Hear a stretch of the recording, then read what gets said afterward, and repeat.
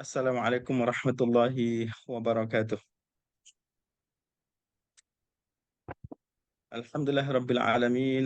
Assalatu wassalamul atammanil akmalan ala habibina wa syafi'ina Muhammadin wa ala alihi wa ashabihi wa man tabi'ahum bi ihsanin ila yaumiddin.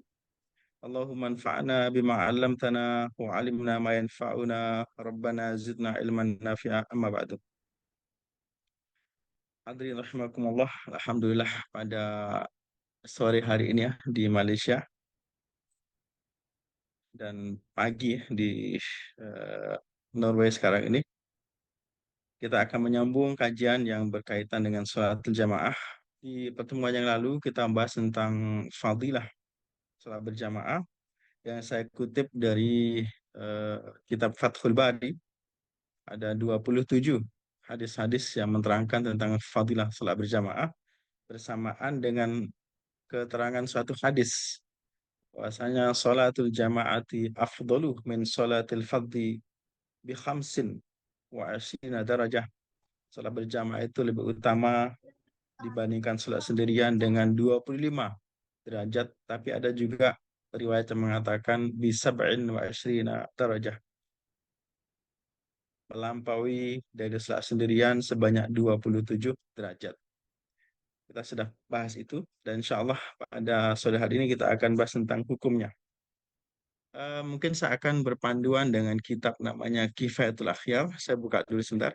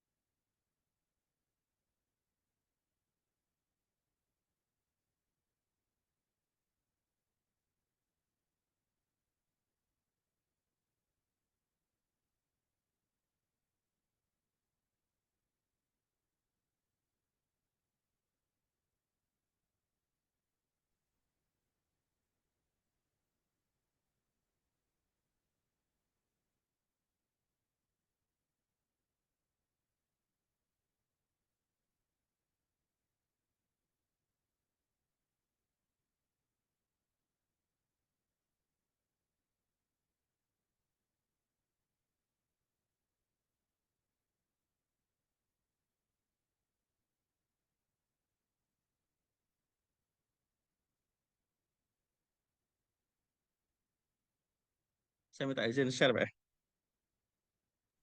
Silakan, Ustaz. Baik, Bismillahirrahmanirrahim.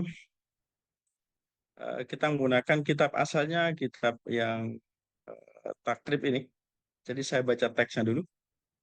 Bismillahirrahmanirrahim. Qala al-muallifu al-qadi Abu Syuja'in rahimahullahu ta'ala. Faslun. Fasal.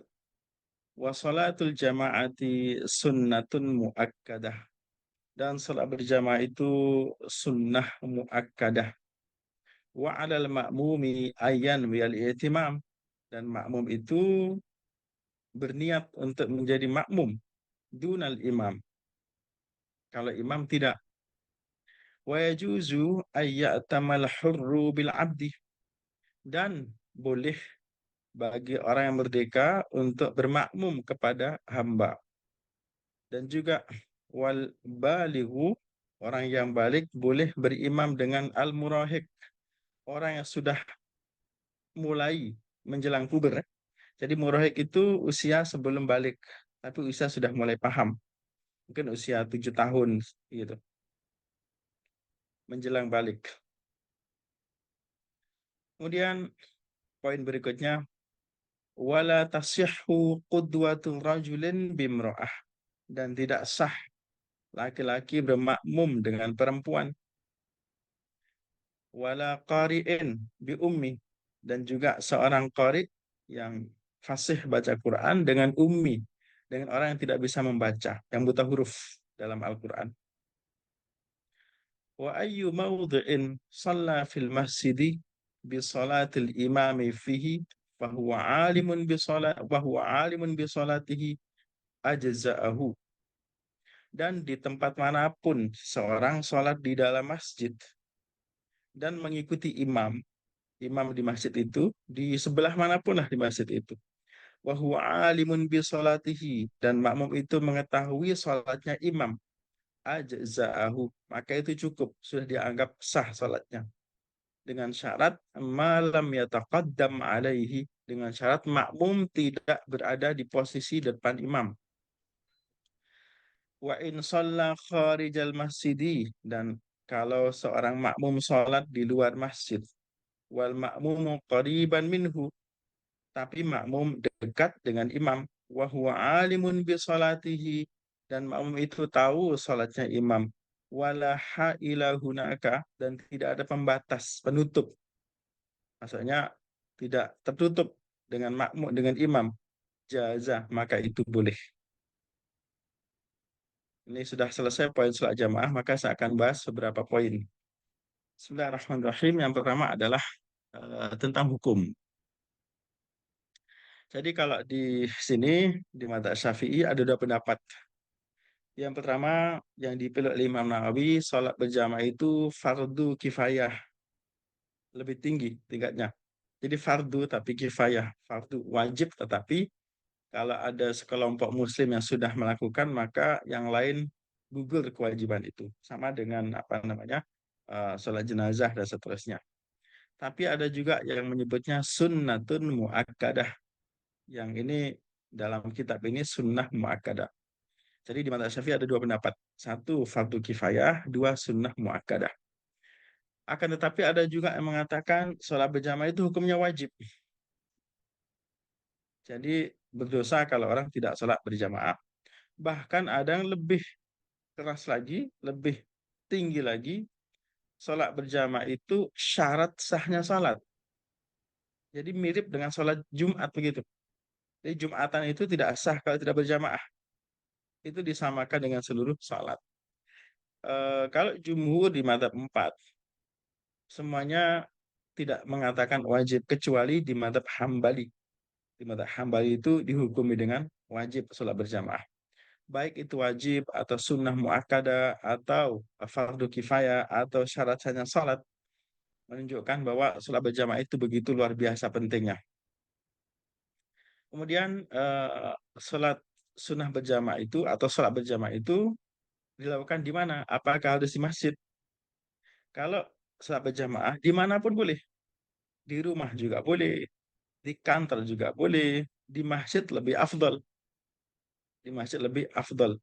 Bahkan ada yang mempersyaratkan sholat sah berjamaah itu baru sah kalau di masjid. Tentu ini dari pendapat-pendapat tadi ya. Terus apa dasarnya gitu yang mengatakan? Jadi kita akan kerucutkan kepada dua, yang mengatakan wajib dan tidak wajib. Yang wajib seperti di madzhab Hambali itu berpendapat dengan sekian banyak dalil. Contohnya misalkan ada satu hadis yang menerangkan ada seorang yang datang kepada Nabi. Orang ini buta, datang ke Rasulullah minta izin agar orang ini diberikan dispensasi untuk tidak pergi sholat ke masjid, tidak berjamaah.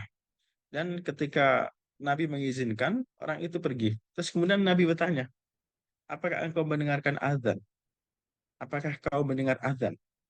Kata orang itu, ya Rasulullah mendengar. Fa'ajib, kalau begitu datangi azan itu. Nah, tentu ini azan manual ya, bukan azan menggunakan pengeras suara. Sebab kalau pengeras suara sekarang ini ya tergantung kualitasnya. Kalau di Mekah itu contohnya kalau subuh bisa sampai beberapa kilometer itu. Kalau nggak salah sampai 10 sampai 15 meter kalau pagi. Kalau siang mungkin entah sampai berapa kilo gitu ya. Nah, itu tentu tidak mungkin kalau seperti itu. Jadi tentu dikembalikan kepada urf atau bagaimanakah kuatnya suara ketika orang azan tanpa menggunakan pengeras suara. Kemudian hadis yang kedua di dalil adalah Rasulullah Shallallahu Alaihi Wasallam pernah berhasrat ya untuk meminta seseorang menjadi imam. Kemudian Nabi bersama sahabat-sahabat akan pergi untuk mencari kayu bakar. Kemudian apa yang akan dibuat dan akan membakar rumah orang yang tidak pergi berjamaah. Itu yang kedua. Dari hadis itu begitu kerasnya ancaman orang yang tidak pergi sholat berjamaah. Yang ketiga, sholat khauf, sholat ketika di medan tempur. Seseorang yang nyawanya terancam, jiwanya terancam, itu pun masih melakukan sholat berjamaah dengan tata cara sholat khauf. Apalagi orang yang tidak dalam keadaan terancam. Dan berbagai macam dalil. Ini bisa apa namanya, dilihat misalkan dalam kitab Al-Mughni karya Ibnu Qudamah yang menjelaskan dengan begitu apa namanya eh, panjang lebar ya dalil-dalilnya. Kemudian berapa orangkah yang memenuhi syarat berjamaah? Jadi minimal jamaah itu sah dilakukan dengan dua orang. Jadi dua orang sudah dianggap sah. Jadi suami istri misalkan berjamaah itu cukup dianggap sebagai sholat berjamaah. Tetapi semakin banyak berjamaah juga semakin afdol. Semakin afdol tempat juga semakin afdol. Tentu di masjid lebih mudah dibandingkan di rumah. Tentu untuk laki-laki ya. Sebab kalau perempuan afdolnya sholat di rumah, bahkan di tempat yang paling tersembunyi di rumah. Meskipun ketika ke masjid pun tidak boleh dilarang perempuan pergi ke masjid, sebab sahabat-sahabat dulu juga sholatnya di masjid bersama sahabiat, maksudnya sahabat-sahabat wanita, sholatnya juga di Masjid Nabawi, dan Nabi pun tidak melarang. Bahkan aturan sholat itu kan yang laki-laki dewasa di depan, anak-anak yang belakang perempuan, itu menunjukkan bahwa perempuan pun ikut sholat berjamaah. Kemudian ini masih banyak lagi sebetulnya poin-poin tentang sholat jamaah ini. Jadi yang kedua adalah sholat berjamaah itu bisa dilakukan dengan dua dua orang. Wa yajuzu fi'luha fil baiti was sahra'i, dan boleh juga dilakukan di rumah, di sahra, di padang pasir, di kebun, di manapun lah, dimanapun tempat. Sebab Allah Subhanahu Wa Taala memberikan keistimewaan di umat ini melalui Nabi Muhammad SAW. Nabi bersabda, "Ju'ilatil ardu masjidan wa tahura." Jadikan oleh untukku, Rasul bersabda, dijadikan untukku bumi ini masjidan, tempat sujud wa tahura, dan alat untuk bersuci, untuk bertayamum. Sehingga dimanapun tempat itu dianggap sebagai tempat sujud. Tetapi tentu yang afdal adalah di masjid.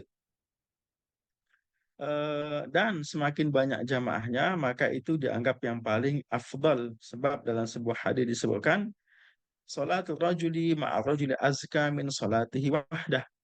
Salat seseorang dengan yang lain, maksudnya berjamaah, itu lebih utama dibandingkan salat sendirian. Wa salatuhu ma'ar rajulaini azka min salatihi ma'ar rajul. Salat berdua itu lebih utama dibandingkan salat salat berdua, maksudnya jamaahnya dua. Lebih utama dibandingkan salat dengan makmum sendiri. Wa maka aksara fahuwa ahabbu ilallah. Dan semakin banyak jamaahnya, maka itu semakin afdal. Berikutnya masalah yang sering kali apa namanya dibahas juga adalah ini, nanti berikutnya kita bahas tentang ini. Eh, Bolehkah mengulang jamaah di masjid? Jadi kalau sudah ada jamaah, bolehkah membuat jamaah lagi? Sebetulnya ulama membahas itu adalah berkaitan dengan kesatuan umat. Jadi jangan sampai orang melihat kok orang Islam itu tidak tidak satu gitu ya. Sehingga masalah ini menjadi pembahasan. Eh, di mata Syafi'i, wala tu'adul jama'atu fi masjidin lahu imamun ratib. Kalau sudah ada imam, tentu ini bukan masalah sah tidak sah, keutamaan saja. Dan bukan masalah boleh tidak atau sah tidak sah. Di masjid yang sudah ada imam tetap, itu diharapkan tidak tidak ada jamaah tandingan. Itu sebetulnya begitu, jamaah tandingan. Faman fatatul jamaah shalla faridan. Kenapa alasannya? Barang siapa yang sudah ketinggalan jamaah maka sholat sendiri. Terus alasannya apa? Li alla yufdi ila ikhtilafil qulubi wal adawati wat tahawuni fi sholati ma'al imam. Ternyata sebetulnya himbauan agar tidak membuat jamaah sendiri itu ada alasannya. Agar tidak terjadi ikhtilafil qulub, tidak terjadi semacam perpecahan. Ini kok orang sholatnya kok sampai beberapa jamaah gitu. Wal adawati, juga tidak ada unsur permusuhan, tidak ada kelompok-kelompok, itu kelompok imam ini, kelompok imam itu. wattahawuni fis sholati ma'al imam, dan juga jangan dianggap orang itu meremehkan imam tetap itu. Itu sebetulnya apa namanya? Alasannya. Maka ini sebetulnya cabang dari masalah fungsi dari jamaah atau hikmah dari berjamaah. Tentu insya Allah apa namanya yang melakukan itu kita berhusnuzan. Tidak ada insya Allah kelompok yang sholat berjamaah itu punya niat untuk apa? Untuk menandingi imam, punya niat untuk menyaingi, punya niat untuk memecah umat. Saya kira tidak begitu. Bahkan bisa jadi sebaliknya. Bisa jadi orang melakukan jamaah lagi itu bahkan ingin mendapat pahala apa namanya sholat berjamaah. Oleh karena itu di mata Hambali itu yustahabu, dianjurkan, bahkan dianjurkan untuk apa namanya mereka sholat berjamaah meskipun sudah ada jamaah yang tetap di masjid itu. Ini masalah yang cabang ya sebetulnya. Kita lihat dari alasannya, ya kalau alasan itu tidak ada, kalau alasan ini tidak ada maka ya, tapi kalau memang ada unsur memecah belah, bahkan kita pernah mendengar di negara kita ada orang yang sudah sholat kemudian malah rebutan imam gitu ya. Nah, itu yang dikhawatirkan terjadi apa namanya?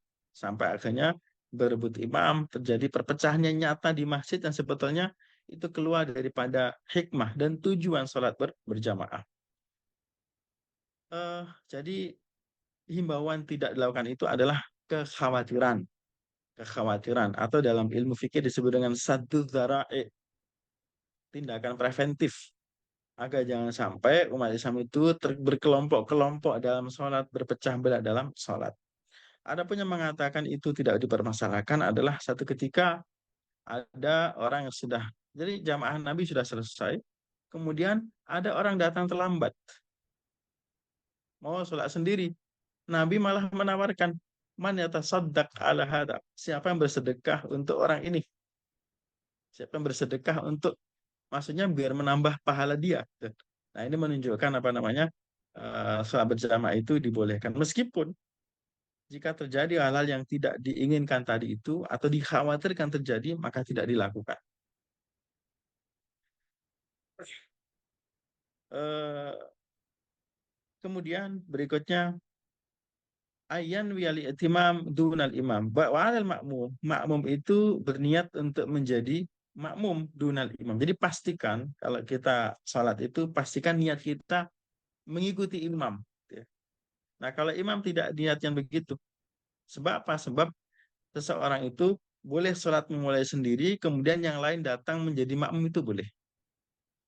Jadi suatu ketika Rasulullah itu sholat malam sendirian. Kemudian Abdullah bin Abbas, sepupu beliau itu, sholat mengikuti Nabi. Jadi asalnya beliau sendirian, kemudian ada makmum yang ikut. Nah, tapi makmum beda dengan imam. Kalau makmum menentukan bahwa dia itu berniat untuk menjadi makmum.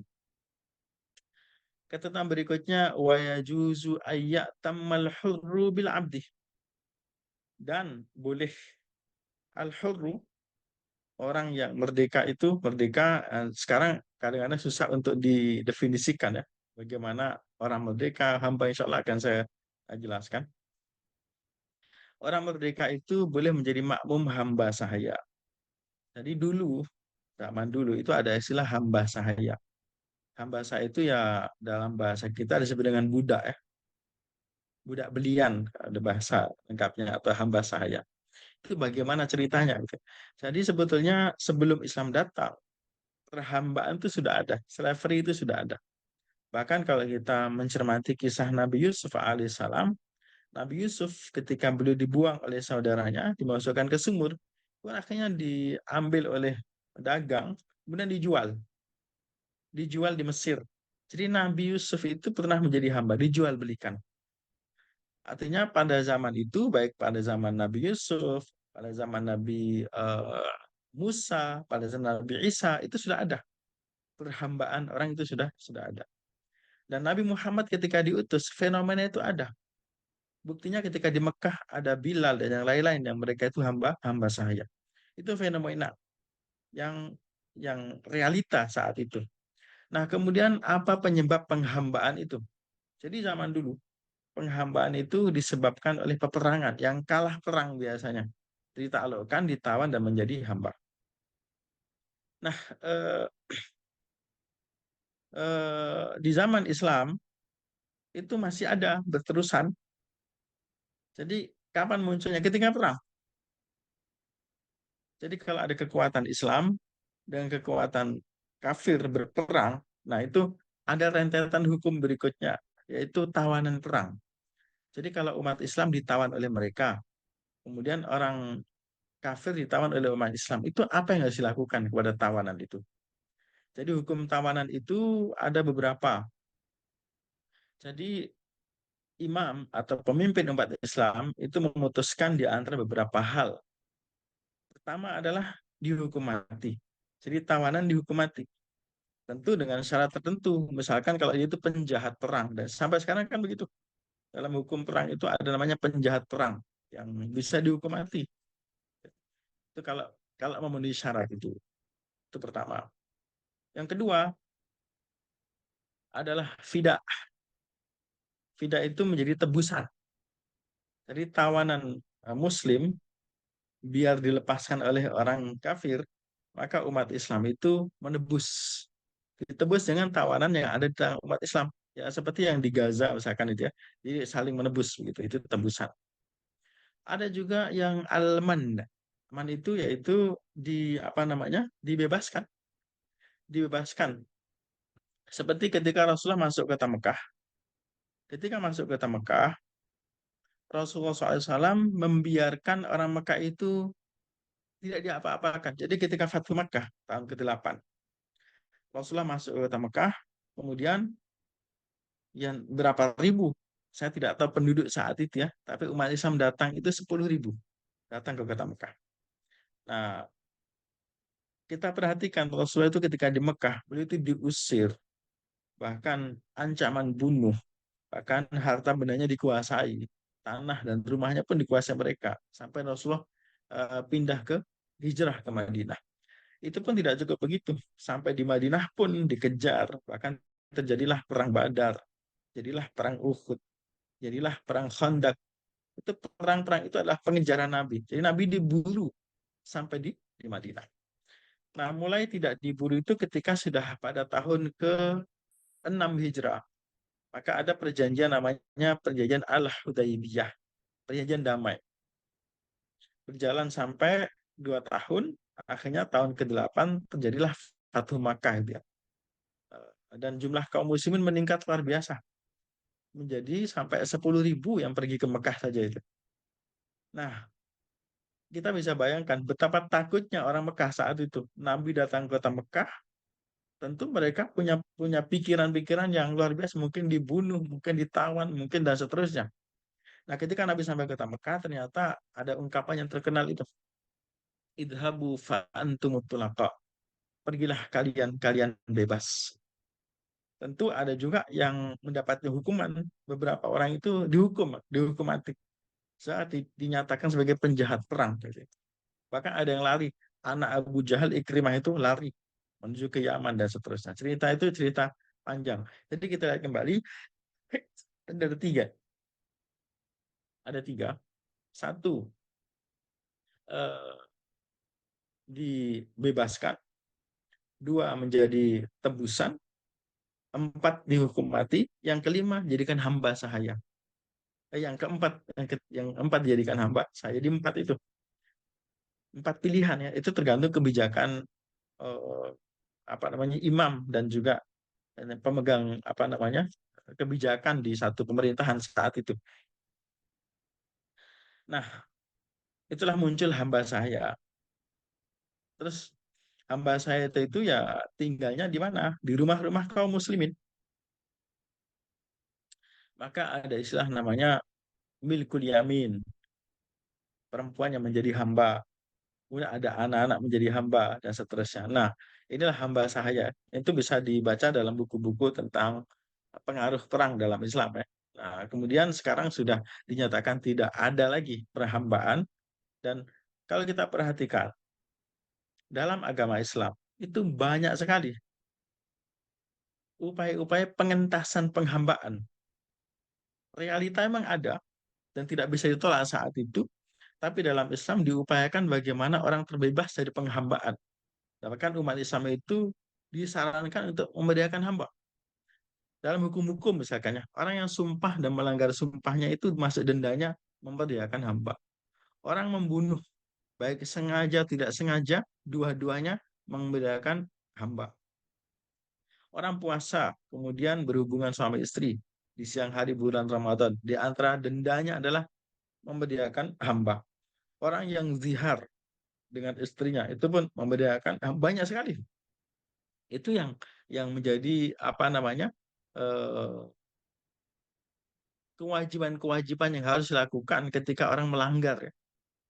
Haji ya. Kalau haji kemudian berhubungan suami istri di sana itu pun dendanya di antaranya adalah memberdayakan hamba. Banyak sekali kalau kita urutkan ini ya. Di samping itu banyak sekali hadis-hadis yang meminta atau yang encourage ya, menyuruh dan juga memberikan apresiasi terhadap upaya untuk memerdekakan hamba.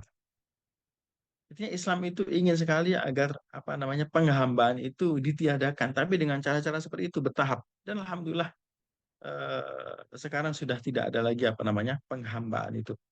Nah, kalau seandainya ada, maka hamba sahaya itu bisa menjadi imam dan yang merdeka itu menjadi makmum. Wal balighu bil murahik dan orang balik dengan apa namanya murahik. Orang balik dengan murahik ini mungkin saya apa namanya sampaikan dalilnya kita buka di kitab ini.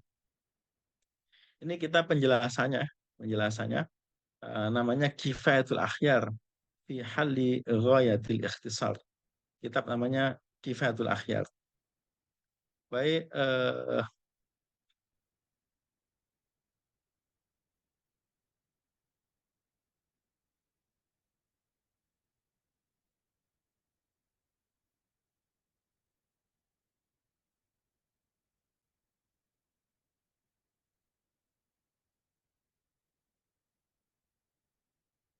ini wa yajuzu ayatammal hurru ayatamma bil hurri wal abdi wal balighi wal murahik dan boleh orang untuk berimam. Eh, ini teksnya sepertinya berbeda. Nah, ini penting ini apa? Di sini ini wa yajuzu ayatammal hurru bil abdi. Kalau di sini orang apa namanya? Ada beda teks ini. Dan boleh bagi seorang yang merdeka bermakmum dengan hamba dan balik dengan murahik. Tapi kalau di sini beda teks. Kita lihat di sini. Dan boleh untuk bermakmum dengan orang merdeka, dengan hamba, dengan orang balik, dan dengan orang yang murahik. Sepertinya ini lebih lebih tepat yang ini. Dan boleh seseorang itu bermakmum kepada al-hur, kepada orang yang merdeka, atau dengan hamba, wal balik, dan juga orang balik dan murahik.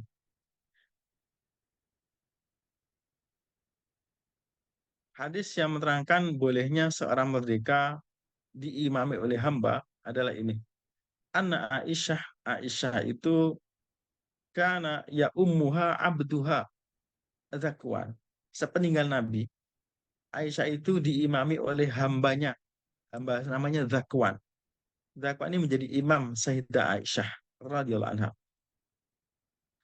Kemudian hadis berikutnya tentang ini yang anak kecil ya. Bolehkah anak kecil menjadi apa namanya imam? Itu ini sebutkan di sini. Bali anna Amr bin Salamah, seorang sahabat namanya Amr bin Salamah, karena ya ummu qaumahu. Dia ini menjadi imam kaumnya ala ahdi Rasulillah sallallahu alaihi wasallam wa huwa ibnu sittin aw sab'i sinin. Amr bin Salamah ini menjadi imam dan usia beliau baru 7 sampai 6 tahun. 6 sampai 7 tahun. Jadi masih belum balik ini. Usia-usia apa murahik itu usia-usia sebelum balik tapi sudah paham. Paham baik buruk ya. Mungkin 7 8 gitu. 9. Rawahul Bukhari. Ini riwayat Imam Imam Bukhari. Tentu kalau ada yang balik lebih utama. Insya Allah akan kita bahas nanti tentang apa? Tentang keutamaan-keutamaan. Eh, berikutnya Siapa yang berhak menjadi imam yang tidak disantumkan di sini? Yang pertama adalah kalau ada orang yang hafal Al-Quran dengan yang paham Al-Quran tetapi tidak hafal. Jadi yang hafal Quran dengan yang hafal Quran, qari ya, dan juga yang paham Quran, mana yang didahulukan? Terjadi khilaf. Kalau di mata Hambali didahulukannya apa namanya yang banyak hafalannya.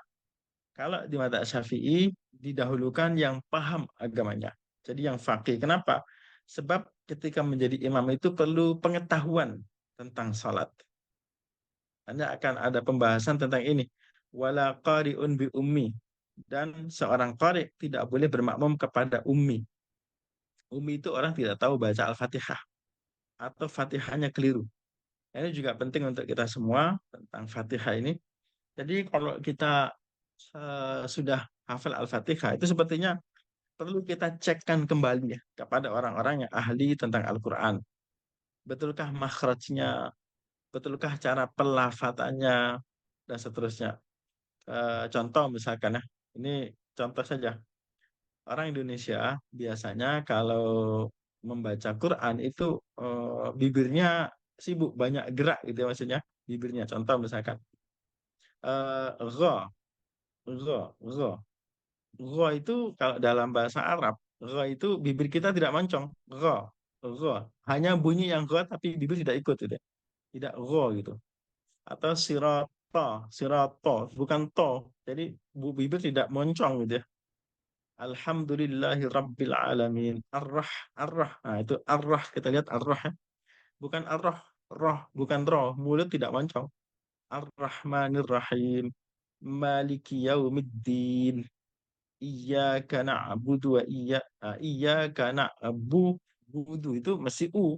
Iyyaka na'budu wa iyyaka nasta'in. Ihdinas sirata. Nah, ini kadang to itu kadang-kadang ikut ini, ikut moncong padahal tidak perlu. Ihdinas siratal kecuali wawu, kecuali dhammah baru. Ihdinas siratal mustaqim, siratal ladzina an'amta alaihim ghairil ghairil maghdu moncong, maghdubi alaihim waladhdha. Nah, ini. Coba kita lihat dha ya. Ghairil maghdubi alaihim waladhdha tidak waladhdha. Jadi tidak moncong. Ini bukan berarti itu tidak sah, sah juga. Tapi cara pelafatan orang Arab tidak begitu. Cara pelafazkan Quran huruf-hurufnya tidak begitu. Tidak sibuk. Mungkin bisa Bapak Ibu cek ya. Imam Mekah itu kalau baca Al-Fatihah. Satu dengarkan suaranya dan juga lihat bibirnya. Bagaimanakah dilafatkannya Al-Fatihah itu. Misalkan yang Qari yang termasuk dianggap sebagai rujukan itu adalah Syekh Mahmud Khalil Al-Husari, orang Qari Mesir yang sudah meninggal itu juga sangat bagus. Juga Syekh uh, Ali Abdurrahman Al-Hudhaifi itu dianggap juga sebagai Qari yang jadi rujukan dalam makhrajnya. Tidak begitu banyak berlagu, tapi makhrajnya menjadi rujukan. Syekh Isa Al-Ma'sarawi yang di Mesir itu pun sama. Jadi rujukan dalam bab apa namanya? Makhraj. Itu insya Allah ya, imam-imam yang di Mekah, di Madinah itu kita lihat cara bacaannya untuk menjadi perbandingan. Betulkah gerakan-gerakan bibir kita dalam Al-Fatihah? Ada dua kesalahan ya ketika baca Fatihah itu. Satu adalah al-lahnu al-khafi. Lahan yang khafi. Lahan khafi itu ya kekeliruan tapi khafi. Ya contoh pelafatan-pelafatan itu yang qalqalah tidak dibaca qalqalah. Itu lahan kekeliruan tapi khafi, tapi tersembunyi. Tidak baca tajwid, matnya kurang panjang dan seterusnya. Nah, itu masih khafi. Tapi yang bahaya itu kalau lahnya lahan jali. Kesalahan yang betul-betul tidak bisa ditolerir ya. Sebab bisa merubah makna. Makna Al-Quran bisa berubah. Kaf menjadi kof. Tak dengan to. Sin dengan sod. Itu kan mirip-mirip itu. Sirat dengan surat. To, ti dengan ti. Itu namanya lahanun jali. Kesalahan yang berat.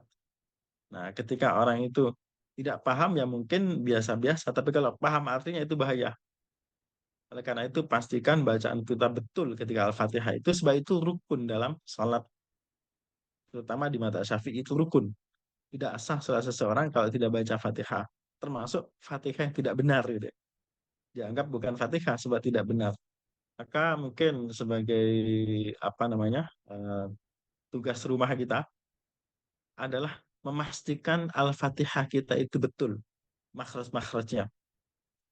Dan beberapa huruf di masyarakat kita itu yang tidak ada di bahasa Arab gitu ya. Contohnya misalkan ha, dot, to, shin, kha, itu huruf-huruf yang ain ya, ain.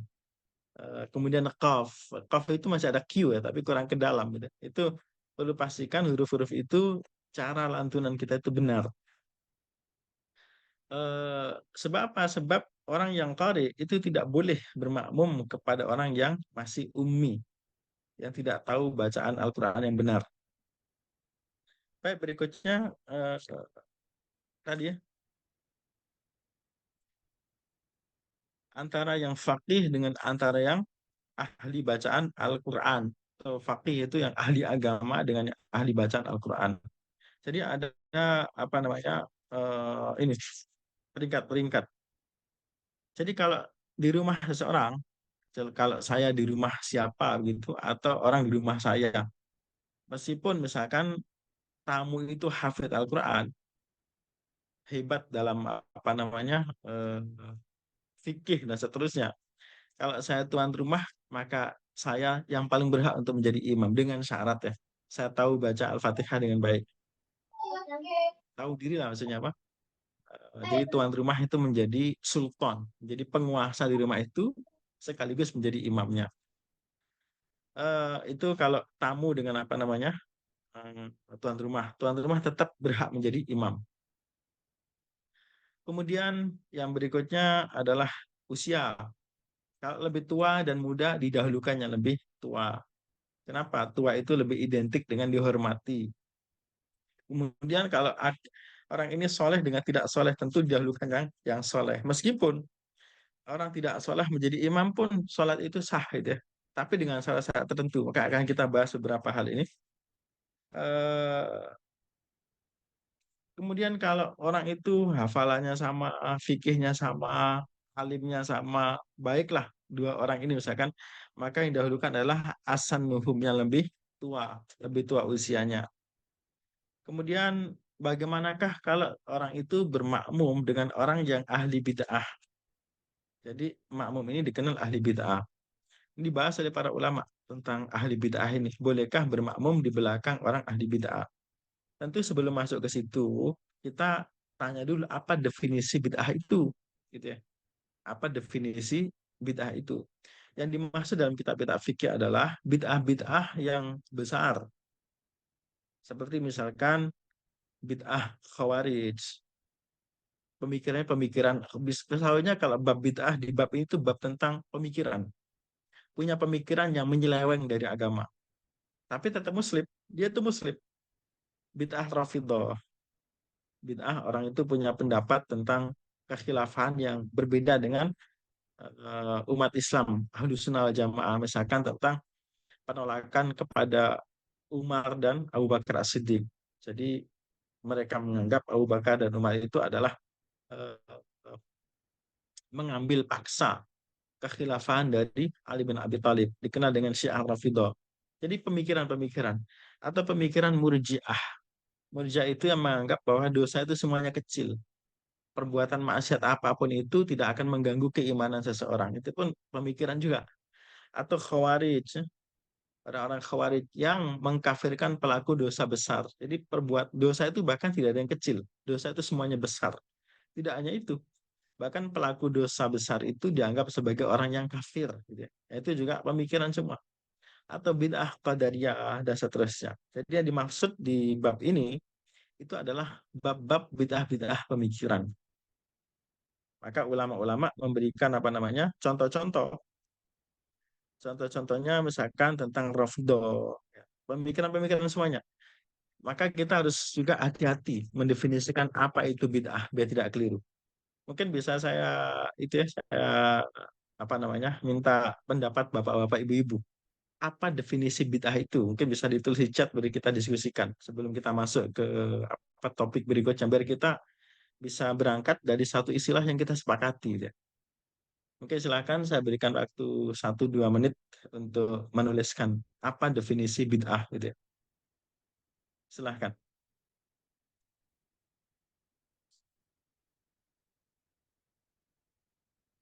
Bisa ditulis di chat Bapak Ibu ya.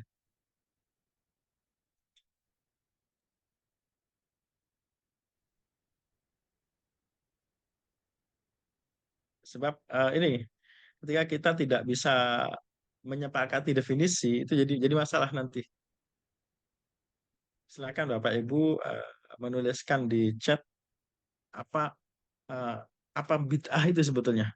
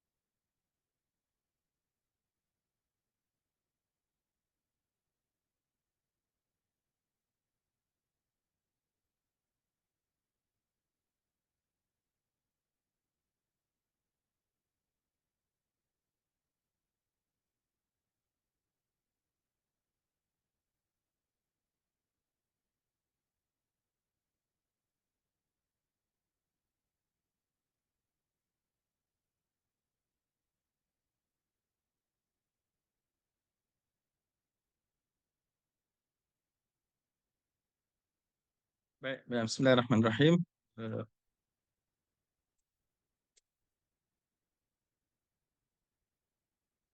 Kita akan baca di apa di chat ya. Bismillah. Oke, Bismillahirrahmanirrahim. Saya baca satu-satu. Silakan Bapak tulis lagi. Yang pertama, yang tidak ada dalam Al-Quran dan hadis. Yang kedua, inovasi dalam akidah dan ibadah yang tidak ada tuntunan dari Rasulullah Shallallahu Alaihi Wasallam. Yang ketiga, amalan yang tidak dicontohkan Rasulullah Shallallahu Alaihi Wasallam. Yang keempat, membuat sesuatu amalan tanpa ada contoh sebelumnya. Yang berikutnya, mengada-adakan yang tidak dicontohkan Al-Quran dan hadis. Berikutnya, sesuatu hukum fikih yang tidak dicontohkan oleh Nabi. Mungkin ada lagi, silakan Bapak Ibu tambahkan. Tapi eh, kalau saya lihat, bisa simpulkan adalah ibadah-ibadah yang tidak dicontohkan oleh Nabi, gitu ya. Yang tidak diajarkan oleh Nabi atau tidak ada di Quran dan Sunnah. Nah, baik. Ini pemahaman ini itu juga perlu kita diskusikan Bapak Ibu ya. Tentang apa definisi bid'ah itu. Eh Pertama, contoh misalkan ya, contoh saya akan buka satu slide ini, satu slide hadis ya, sunnah.com. Oke. Nah, ini buku sunnah.com, ini himpunan dari buku-buku. Saya akan coba Az-Zawra.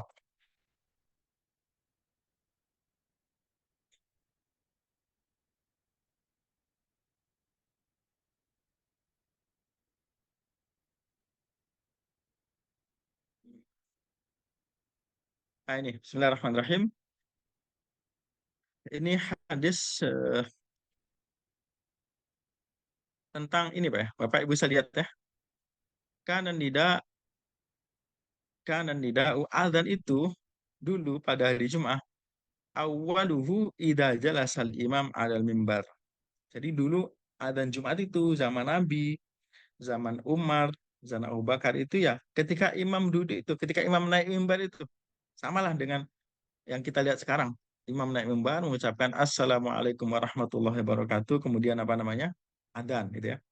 Alal mimbar ala ahdi Rasulillahi sallallahu alaihi wasallam wa Abu Bakar wa Umar, Abu Bakar dan Umar. Falamma kana Utsmanu, nah ketika zaman Utsman, wa kasuran nasu, orang-orang sudah mulai banyak. Zadan nida ashalis. Utsman, Utsman ini sahabat Nabi, menambahkan adzan. Menambahkan adzan itu menambahkan ibadah. Dan pada saat Nabi sudah wafat, bahkan Abu Bakar sudah wafat dan Utsman pun Umar pun sudah wafat gitu ya. Kira-kira Bapak Ibu ya, kalau ikut definisi Bapak Ibu tadi itu, ini gimana hukumnya? Sayyidina Utsman membuat adzan baru saat Nabi sudah tidak ada. Silahkan Bapak Ibu. Jadi definisi yang saya baca tadi itu tidak merangkum ini. Kalau definisi apa namanya, kebanyakan Bapak Ibu memfokuskan kepada amalan Nabi Muhammad Shallallahu Alaihi Wasallam, inovasi dalam ibadah yang tidak dicontohkan oleh Nabi Muhammad. Nah, kalau definisi ini kita terapkan ke hadis ini berarti Sayyidina Utsman termasuk dalam orang yang melakukan bid'ah dan itu tidak mungkin. Beliau ahli surga, dijamin Nabi masuk surga. Itu pentingnya definisi Bapak Ibu ya. Jadi definisi itu kalau tidak disepakati itu bahaya ke depannya.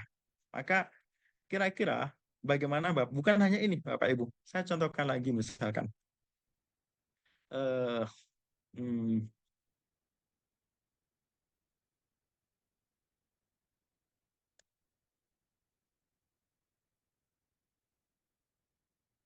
di itu bab talbiyah.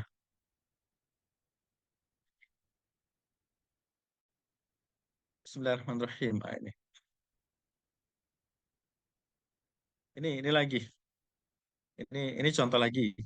Ini bahkan ini hadis dari Sunan Trimidi, hadis sahih bahwasanya ini kita baca an Ibnu Umar, dari Ibnu Umar, anna talbiyatan Nabi, talbiyahnya Nabi itu labbaik Allahumma labbaik, labbaik la syarika laka labbaik, innal hamda wan ni'mata laka wal mulk la syarika lak. Soalnya kita hafal semua, yang umroh yang haji hafal ini ya. Jadi inilah talbiyahnya Nabi. Qala, Imam Tirmidzi berkata, wa fil babi an Ibnu Mas'ud. Ini bukan hanya dari ini, kita ingat ya nama ini Ibnu Umar. Perawinya ini Ibnu Umar. Akhirnya Nabi menyampaikan kepada Ibnu Umar dan Ibnu Umar menghafalkannya. Dan juga kepada Ibnu Mas'ud, kepada Jabir bin Abdullah, kepada Aisyah, kepada Ibnu Abbas, kepada Abi Hurairah. Baik. Kemudian Abu Isa berkata, ini Imam Tirmidzi berkata, hadis Ibnu Umar hadisun hasanun sahih. Hadis Ibnu Umar ini hadis yang sahih. Wal amal alaihi inda ba'di ahli ilmi min ashabin Nabi sallallahu alaihi wasallam. Dan begitulah sahabat-sahabat dan ulama-ulama mengamalkan hadis ini. Wa huwa qaulu Sufyana wa Syafi'i wa Ahmad wa Ishaq. Ini juga pendapat dari Sufyan Ats-Tsauri, Sufyan bin Uyainah, wa Syafi'i, Imam Syafi'i, Imam Ahmad dan Ishaq. Ishaq bin Rahaweh, ini ulama di Irak ini. Qala Syafi'i. Imam Syafi'i berkata, wa in zada fi talbiyati syai'an min ta'zimillahi fala ba'sa insyaallah. Imam Syafi'i berkata, kalau seandainya ada orang menambahkan yang tadi Nabi tidak ajarkan itu dengan sesuatu yang isinya adalah pengagungan kepada Allah, maka tidak apa-apa, insya Allah. Wa ahabbu ilayya, tapi aku lebih suka ayyaqtasira ala talbiyati Rasulillah. Tapi aku lebih sukai kalau dia hanya talbiyah, ikut talbiyahnya Nabi saja, tidak usah ditambah. Tapi kenapa kalau ditambah tidak apa-apa? Beliau mengatakan, qala Syafi'i, Imam Syafi'i berkata, wa inna ma qulna la ba'sa. Aku katakan tidak apa-apa. Biziyadati ta'zimillahi fiha, dengan menambahkan ta'zim, redaksi-redaksi pengagungan kepada Allah Ta'ala. Lima ja'an Ibnu Umar, sebab datang dari Ibnu Umar, wa huwa hafizat talbiyata an Rasulillah. Dan beliau itu, Ibnu Umar itu hafal talbiyah dari Nabi, dia perawinya. Bagaimana akan menambahkannya? Summa zada Ibnu Umar. Ibnu Umar menambahkan dalam talbiyah, labbaika warraghba'u ilaika wal amal. Labbaika warraghba'u ilaika wal amal. Ini tambahannya ini. Ini Nabi tidak ajarkan, tapi Ibnu Umar kalau haji atau umrah menambahkan doa ini. Ini riwayatnya sahih ya, sahih Tirmidzi Bapak Ibu. Artinya definisi yang Bapak Ibu sampaikan tadi itu masih banyak celah-celah yang apa namanya, yang bisa menimbulkan kesalahpahaman gitu. Sebab tadi Kak sebutkan semuanya berfokus kepada sesuatu yang tidak dicontohkan oleh Nabi Muhammad SAW. Jadi bagaimana kira-kira ya Bapak Ibu ya? Sebab ini penting saya sampaikan, sebab jangan sampai kemudian kita salah definisi itu, salah mendefinisikan apa namanya bid'ah gitu. Jadi pokoknya yang Nabi tidak ajarkan bid'ah. Akhirnya contoh misalkan Imam Syafi'i itu mengkhatamkan Quran di bulan Ramadan itu 60 kali. Jadi sehari khatam 2 kali. Itu Nabi pun tidak contohkan. Imam Ahmad bin Hambal, ulama yang hebat itu beliau ketika sholat malam itu sampai 300 rakaat. Kalau di hadis Aisyah kan Nabi tidak pernah menambah lebih dari 11 rakaat, baik di Ramadan atau di luar bulan Ramadan. Jadi gimana kira-kira membuat definisi ini? Bahkan ini Bapak Ibu. Bapak Ibu coba cari hadis ataupun ayat Quran yang mengatakan bahwa babi itu najisnya najis seperti anjing. Kalau anjing dinyatakan dalam dalam beberapa pendapat ya, itu najisnya najis mughaladzah. Artinya najisnya bukan najis biasa. Itu najis yang berat gitu ya. Nah, itu ulama-ulama di mazhab Syafi'i misalkan, itu babi pun disebut seperti itu. Padahal itu bab agama, bab berkaitan dengan ibadah, sebab berkaitan dengan najis dan seterusnya. Itu beberapa contoh ya, betapa rumitnya ketika orang mau mendefinisikan tentang bid'ah itu. Sebab kalau definisinya dinyatakan sebagai inovasi dalam akidah atau ibadah yang tidak ada tuntun dari Nabi saja, artinya banyak sekali sahabat-sahabat yang akan masuk ke situ nanti itu. Masuk ke definisi yang tidak melakukan atau yang tidak terkait dengan definisi ini. Dan itu tentu cukup membingungkan akhirnya. Oh, apakah iya gitu ya? Sahabat kok melakukan bid'ah, bahkan ini sahabat ini dianggap apa namanya menjadi ini menjadi penghuni surga. Ada juga ini hadis berikutnya. Saya coba buka. Nah, ini ada hadis ya. Hadis ini hadis fil Bukhari, artinya hadis sahih. Anna Umar huwa alladhi waqqata dzata irkin. Ini tentu bab ibadah ini. Jadi orang ibadah itu, Bapak Ibu kalau ibadah haji atau umroh, itu mengenal namanya mikot. Mikot yang Nabi tentukan. Ada mikot di Madinah namanya Zulkhulaifah, ada mikot Yalamlam, ada mikot Karnul Manazil, ada mikot namanya Juffah. Itu mikot-mikot yang Nabi tentukan. Nah, Pada zaman Umar, orang dari Kufah dan Basrah itu kalau mau haji itu tanya, Sayyidina Umar, kalau haji kami datang ke Mekah, kok melalui mikot-mikot yang Nabi tentukan itu jauh sekali itu. Muter kemana itu? Akhirnya ini hadisnya. Wafil Bukhari dalam Sahih Bukhari disebutkan anna Umar huwa alladhi waqata dzata irkin. Umar lah yang menentukan mikot baru dalam haji yaitu tempat namanya Dzatu Irkin. Untuk start memulai niat itu dari situ. Itu kan baru pada zaman Umar nih. Pada zaman berikutnya tidak ada. Zaman sebelumnya tidak ada. Dan bukan satu ini beberapa contoh ya. Masih banyak lagi yang lain-lain. Contoh-contoh yang sahabat-sahabat lakukan tapi apa namanya tidak disebut pada zaman Nabi. Jadi mohon Bapak Ibu apa itu definisinya tadi kita lihat ya. Saya ulang kembali perbuatan yang tidak ada dalam Quran dan hadis. Nah, contoh yang ini, contohnya misalkan yang tidak ada ya, itu babi dinyatakan sebagai najis yang berat. Itu tidak ada itu. Di Quran ataupun hadis tidak ada. Inovasi dalam akidah dan ibadah yang tidak ada tuntunan dari Rasulullah. Itu pun sama.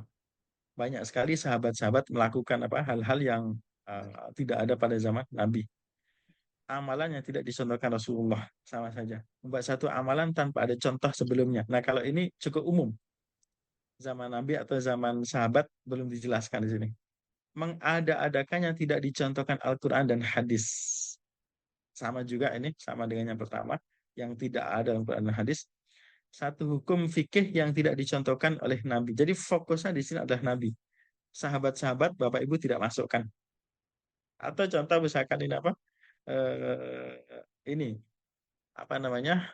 Khatib-khatib Jumat itu kan berdoa itu kalau hari Jumat dengan membaca ayat Innallaha ya'muru bil adli wal ihsan wa ita'i dzil qurba wa yanha 'anil fahsya'i wal munkari wal baghi ya'idukum la'alakum tadhakkarun. Itu hampir semua khatib biasa membaca itu. Itu pun tidak ada pada zaman Nabi, bahkan tidak ada pada zaman sahabat. Kemudian khatib melanjutkan lagi khatib Jumat. Waradallahu ma'anil khulafa'ir rasyidin. Dan ridailah ya Allah khulafa'ur rasyidin. Abi Bakrin wa Umar wa Utsman wa Ali. Itu pun tidak ada pada zaman Nabi, bahkan tidak ada zaman sahabat itu. Tapi khotib-khotib di muka bumi ini hampir semuanya membaca doa itu gitu ya. Jadi sekali lagi bid'ah yang dimaksud yang di apa jadikan pembahasan oleh para ulama itu adalah bid'ah pemikiran, bid'ah dalam bab akidah. Nah, itu pun ulama-ulama membahas tentang bagaimana orang itu apa namanya berinteraksi dengan bid'ah itu. Kalau dia sembunyi-sembunyi, maksudnya tidak menyiarkan bid'ahnya, itu ulama masih membolehkan untuk apa namanya sholat di belakang mereka. Eh, kemudian kalau menyiarkan, kalau orang terkenal dengan bid'ahnya, bid'ah yang sesat, yang pemikiran tadi ya, bid'ah Syiah, bid'ah Khawarij, bid'ah Mu'tazilah, itu ulama-ulama yang menghindari untuk sholat apa namanya di belakang orang-orang ahli bid'ah itu. Baik, itu berkaitan dengan makmum tadi ya. Kembali ke sini. Orang balik boleh diimami oleh murahik sudah 1 jam nih. Satu lagi Ya. Bapak ya, Pak Dedi. Boleh, Wala mungkin kita bisa tasihu bisa tambah 10 menit lagi Ustaz sebelum sesi tanya jawab. baik ini. Ya, Syukran Pak Dedi. ya. Wala tasihu qudwatu rajulin bimra'atin dan tidak sah qudwatu rajulin seorang laki-laki bermakmum kepada perempuan. Wala qari'in bi ummi dan yang qari' tidak boleh bermakmum kepada ummi. Ini saya akan menyampaikan ini Bapak ya, ada dia. Mungkin kesimpulan-kesimpulan umum dari bab sholat apa namanya berjamaah ini saya ambil dari satu kitab namanya Al-Fiqhul Manhaji. Tadi saya sudah download, saya coba.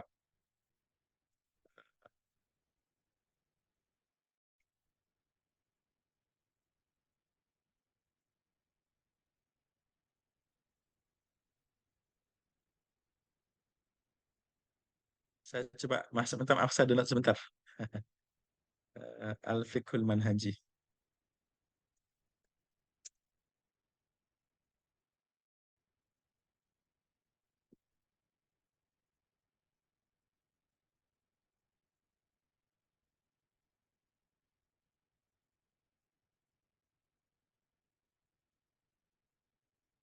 Saya terlupa Pak, ya. Ada di laptop satu lagi. Tidak saya bawa ke sini. Oke.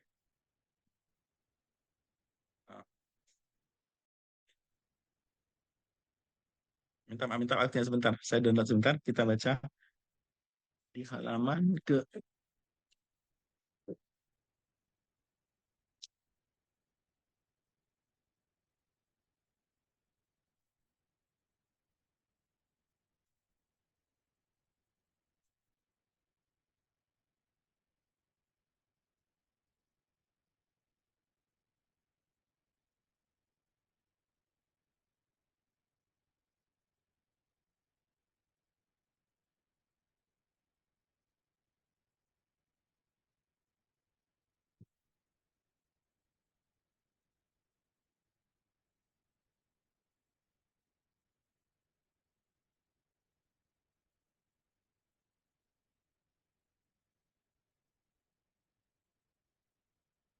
Oke. Eh,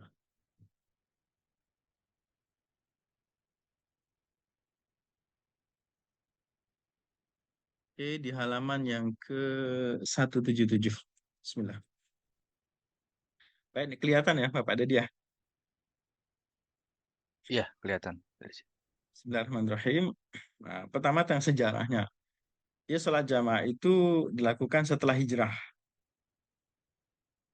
Jadi selama di Mekah itu tidak ada sholat jamaah selama 13 tahun ya. Ini kenapa? Sebab sahabat-sahabat itu dalam keadaan tertekan, tidak mungkin melakukan sholat berjamaah. Ketika Nabi ke Madinah, barulah ada sholat berjamaah. Kemudian tadi disebutkan sholat jamaah itu hukumnya apa? Di sini disampaikan fardu kifayah. Tadi saya sampaikan bahwasanya ada dua pendapat di mazhab Syafi'i. Jadi kebanyakan di mazhab Syafi'i memilih fardu kifayah. Kemudian dalil-dalilnya sangat banyak ya, sudah saya sebutkan semua dalil-dalil di pertemuan yang sebelumnya. Eh, Kemudian kalau hikmahnya juga saya kira sangat banyak. Kita tidak usah jelaskan di sini hikmah-hikmah sholat berjamaah. Kenapa ke masjid, kenapa dan seterusnya, kenapa di masjid, kenapa berjamaah, baik di rumah atau di masjid atau di tempat lain. Nah, kemudian uzur-uzur ya, uzur-uzur yang seseorang boleh meninggalkan sholat berjamaah. Ada uzur-uzur umum seperti hujan, angin ribut, kemudian apa namanya lumpur ya mengganggu di jalan. Nah, itu pun ketika habis hujan lebat maka ada lumpur yang banyak itu mengganggu perjalanan ke masjid maka itu mendapatkan uzur. Jadi sholatlah di rumah boleh seperti itu ketika ada uzur seperti itu. Kemudian ada uzur-uzur yang sifatnya individu. Contoh sakit, kemudian kelaparan dan seterusnya. Oh, ini apa? Maaf, bergoyang-goyang itunya kitabnya. Orang sakit, kelaparan, ketakutan, dalam keadaan takut, takut atas jiwanya, takut atas nyawanya, dan seterusnya, itu dibolehkan untuk apa namanya, mendapat keringanan untuk tidak sholat berjamaah. Berikutnya, ini tidak usah saya terangkan detail. Nah, syarat-syarat man yuqtada bihi. La buddha fi man yakun imaman, imam itu harus ada syarat-syaratnya. Dan berikutnya, ini syarat-syaratnya adalah sebagai berikut. Allah ya'lamal muqtadi butlana salata imamihi. Jadi yang ikut itu pasti dipastikan tidak dipastikan apa namanya menyatakan sholat imamnya itu sah. Jadi imamnya itu harus yakin, makmumnya harus yakin imamnya itu apa namanya, imamnya benar gitu. Maka di sini disebutkan Allah ya'lamal muqtadi butlana salati imamihi. Orang yang ikut itu tidak mengetahui batalnya sholatnya imam. Kalau maunya tahu maka dia tidak sah apa namanya berimam kepada orang tersebut. Contohnya misalkan dia tahu betul imamnya itu sholat dengan tidak bersuci misalkan maka tidak sah menjadi imam. Yang kedua alla yakuna ummiyan wal muqtadi qari. Syarat kedua adalah imam itu bukanlah orang yang ummi, orang buta huruf Al-Quran dan makmumnya orang yang ahli membaca. Maka tidak boleh seperti itu. Allah yakuna imro'atan wal muqtadi rajulun. Imam tidak boleh perempuan dan yang ikut itu laki-laki ya. Itu adalah sebuah hadis sebutkan la ta'ummanna imra'atun rajulan. Jangan sekali-kali perempuan itu menjadi imam untuk laki-laki. Jadi ada tiga tadi itu. Dari sini disebutkan bahwasanya ya, artinya eh, tempat tidak jadi masalah, bisa di masjid, bisa di rumah, bisa di kebun, bisa di perahu dan seterusnya. Tapi yang penting tiga tadi terpenuhi ya. Dia itu laki-laki, yang kedua dia itu bisa baca Quran, yang pertama adalah tidak dalam keadaan batal. Adapun sifat-sifat yang mesti dipenuhi ya, sifat-sifat yang semestinya, seyukianya ada pada imam. Ayakuna imam al-qaumi afqahahum. Imam di masyarakat itu mestinya orang yang paling ahli dalam bidang agama. Wa aqra'ahum, yang paling fasih bacaan Qur'annya. Wa aslahahum, yang paling soleh. Wa asannahum, dan paling sepuh, paling tua. Ini sifat yang sempurna. Ahli agama, ahli baca Al-Quran, orangnya soleh, dan udah tua gitu. Masya Allah ini apa? Yang punya sifat seperti ini, itu insya Allah membawa ketenangan kepada jamaah. Jamaah jadi tenang, ikut apa namanya, ikut imam seperti ini. Karena fikihnya hebat, Qur'annya hebat, kesolehannya gak diragukan lagi, usianya sudah tua. Orang yang sudah tua usianya itu insya Allah biasanya itu lebih dekat dengan Allah Subhanahu wa Ta'ala. Hadis-hadisnya adalah qala Rasulullah sallallahu alaihi wasallam ya ummul qauma aqra'uhum, yang menjadi imam di masyarakat itu aqra'uhum li kitabillah, orang yang paling ahli baca Quran. Kalau mereka sama dalam kualitas bacaan Qur'annya, maka fa'alamuhum bis sunnah, yang paling hebat dalam pengetahuan agamanya. Fa'in kanu fis sunnati sawa, kalau sama-sama hebat dalam pemahaman agamanya, fa'aqdamuhum hijratan, yang paling awal berhijrah, paling awal paham agama. Fa in kanu fil hijrati sawa, kalau dalam bab hijrah sama, fa aqdamuhum sinnan, yang paling tua. Ini sedikit Pak, jadi saya sampaikan kaifiyat tidak. Bagaimanakah bermakmum? Allah yataqaddamal makmum alal imam. Makmum tidak boleh berada di depan imam. Kalau sejajar masih dibolehkan. Tapi dalam madzhab Syafi'i, seyogyanya agak mundur sedikit. Membedakan antara depan dengan belakang gitu. Tapi kalau sejajar itu juga tidak membatalkan. Asalkan tidak di depannya gitu. Yang kedua, ayyutabi'ahu fintiqalihi wa sa'ir arkanis salatil fi'liyah. Mengikuti gerakan-gerakan imam. Jadi kalau ruku ya ikut berdiri dalam gerakan-gerakan. Kalau bacaan bisa berbeda, tapi gerakan harus sama. Yang ketiga, al-ilmu bintiqalatil imam. Mengetahui gerakan-gerakan imam. Maksudnya rukuknya, berdirinya itu dia tahu.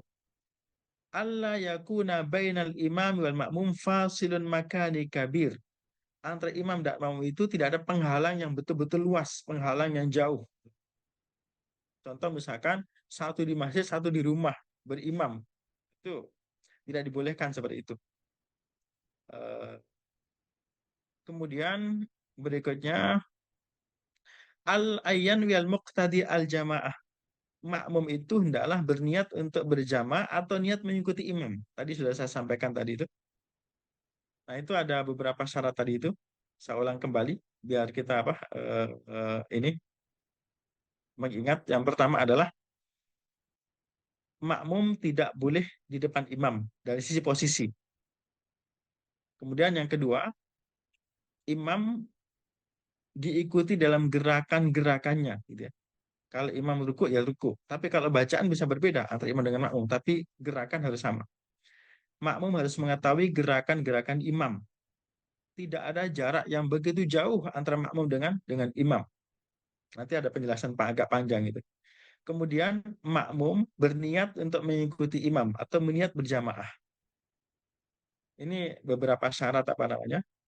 Atau tata cara untuk mengikuti imam atau syarat untuk berjamaah.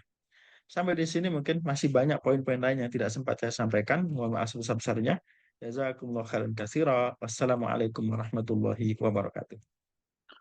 Waalaikumsalam warahmatullahi wabarakatuh.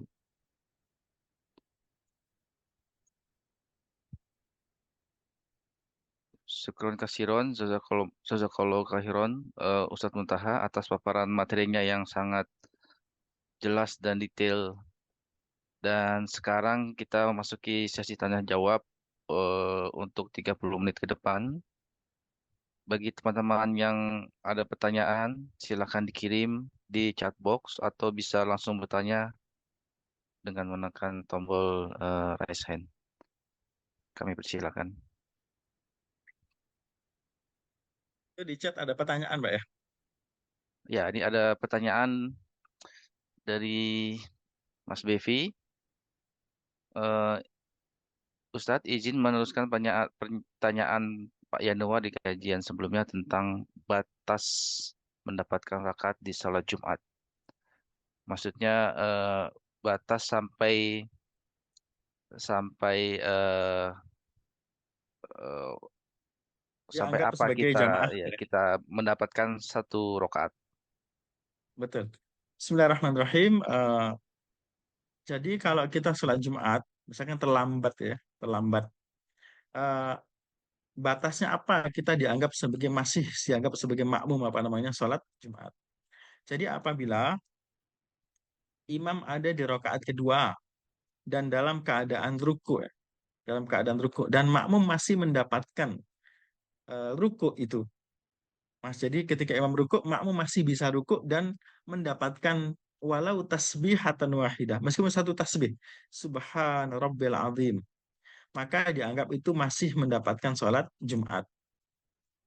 Kemudian setelah selesai salam, jadi kan itu salam setelah ruku itu kan terus salam nanti itu. Maka makmum tadi menyempurnakan dengan satu apa namanya satu rakaat berikutnya. Jadi dua rakaat saja sebab tadi dihitung sebagai rakaat pertama. Tapi apabila imam sudah selesai ruku kedua, sudah sami Allahu liman hamidah, makmum baru datang, maka makmum tadi mengikuti imam itu, tetapi nanti menyempurnakan apa namanya dengan sholat zuhur dengan niat baru. Jadi dengan niatnya sholat zuhur.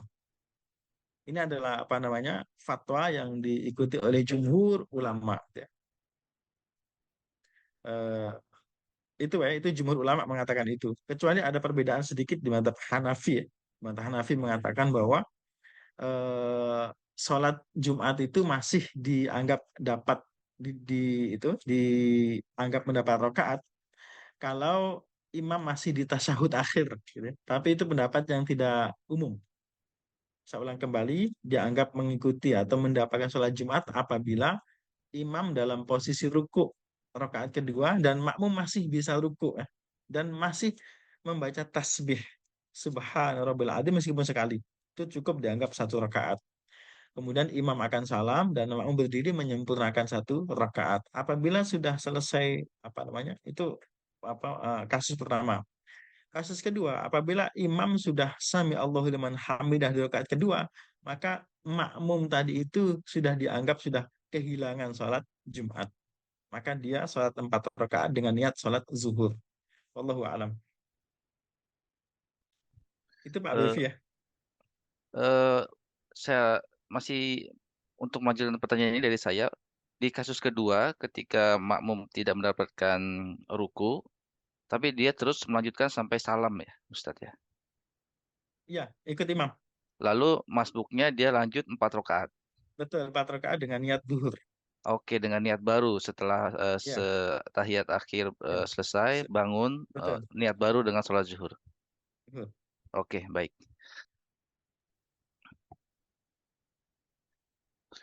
Ya, ini ada pertanyaan dari Mas Aris. Ya, Saya Pak. bacakan lengkap. Beberapa waktu yang lalu dapat kiriman video ada sholat jamaah, lalu imam di sujud rakaat kedua tidak bangun. Kalau nggak salah, imamnya wafat. Ya, Pak. Eh, Hmm. Makmum di belakang imam maju di sebelah kanan imam menggantikan imam. Pertanyaannya, apakah itu sudah benar atau apakah dengan menggantikan imam itu sudah benar atau membantu imam yang tidak bangun yang menjadi yang yang mungkin harusnya menjadi prioritas. Terima kasih. Terima kasih Mas Oh, Aris ini berarti ada pertanyaannya. dua. Ya ada dua itu kan jamaah itu banyak Pak ya.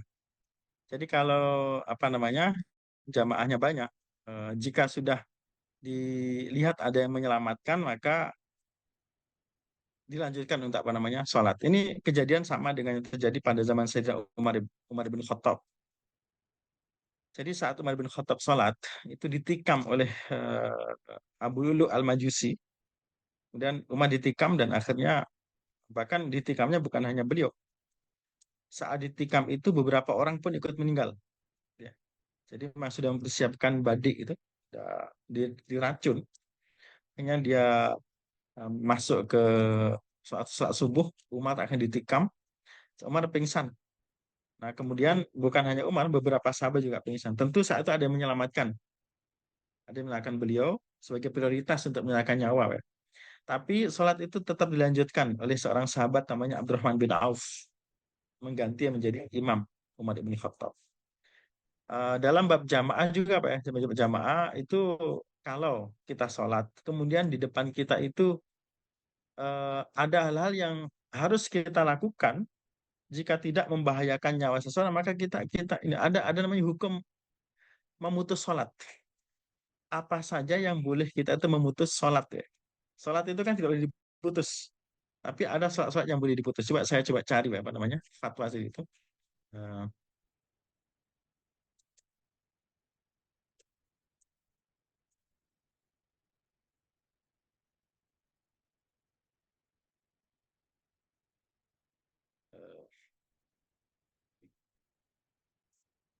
Bismillahirrahmanirrahim. Nah, ini Pak ya.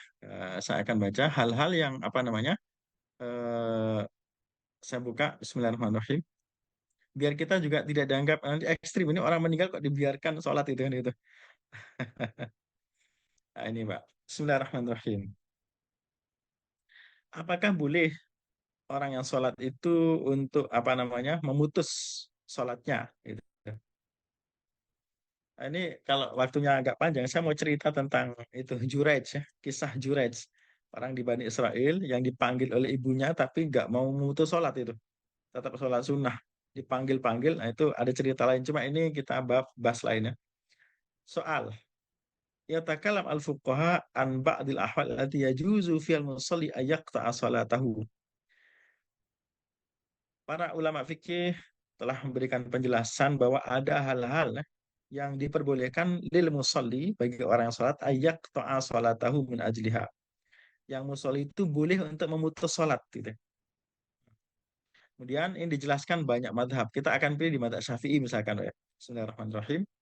Di madhab Syafi'i ini kenapa saya pilih ini yang paling dekat dengan apa? Dengan madhab orang Indonesia.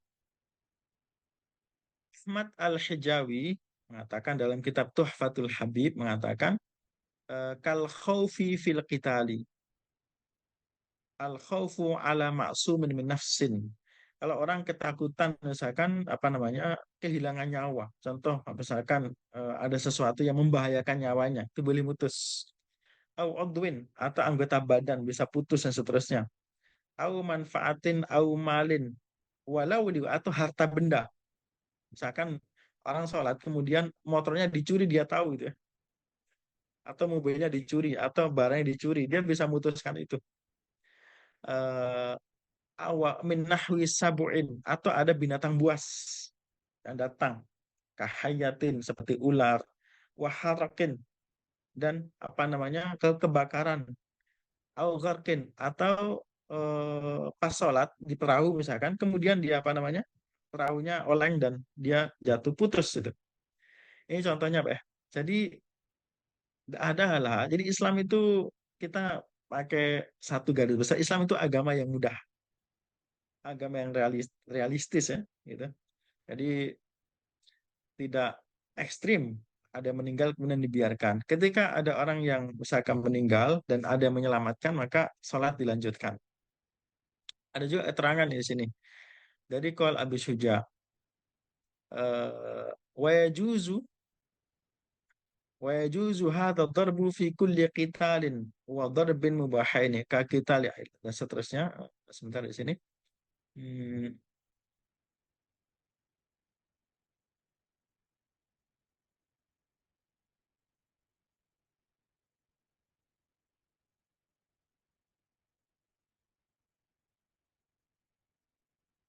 Nah, ini juga sama penjelasannya Pak ya.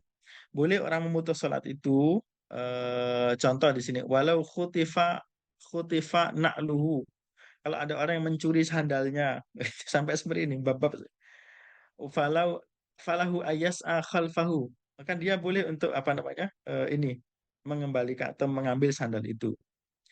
Oke, kemudian kalau sudah mendapatkan orang yang mengambil sandal itu, atamma sholatahu fi mahali. Bahkan tidak usah memutus sholat, mengejar pencuri dan nyambung sholat itu diperbolehkan seperti itu. Au harabat dapatuhu, atau kendaraannya itu lari, kudanya atau untanya lari. Wa khafadha ya'uha. Itu boleh dia untuk memutus sholatnya atau tidak memutus. Dia terus apa namanya bergerak dan kemudian apa, menyambung sholatnya.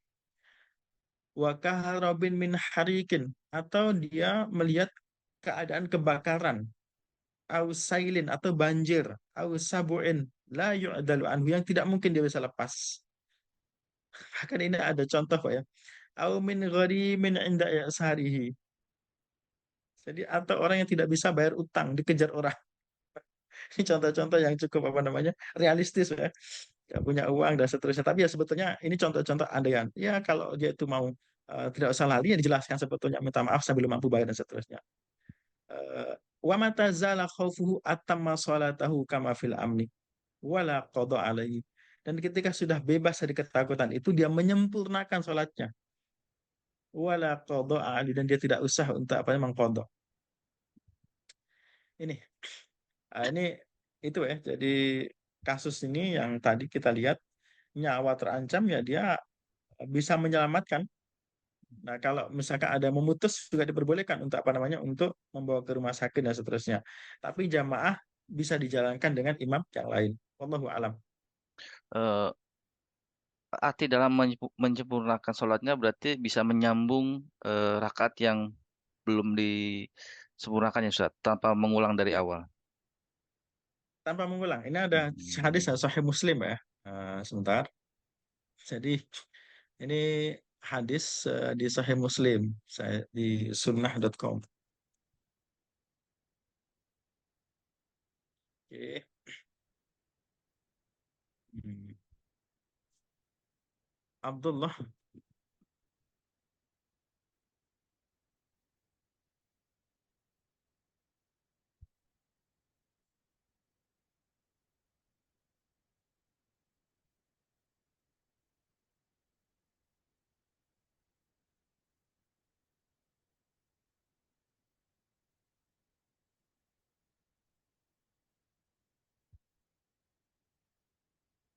Atau bisa kita lanjut ke pertanyaan selanjutnya Ustaz?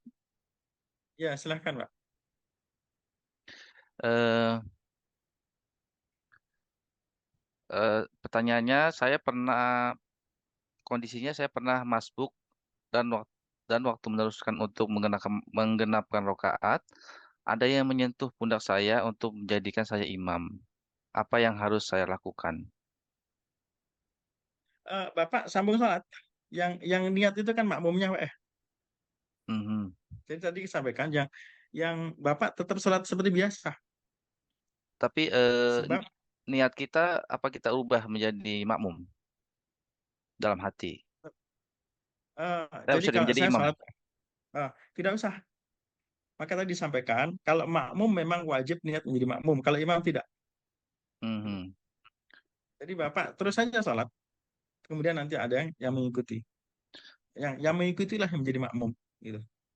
Oke, jika kasusnya kita juga masbuk dan kita masih di rakaat kedua, eh, misalkan di sholat maghrib, berarti di rakaat kedua kan harus dikeraskan.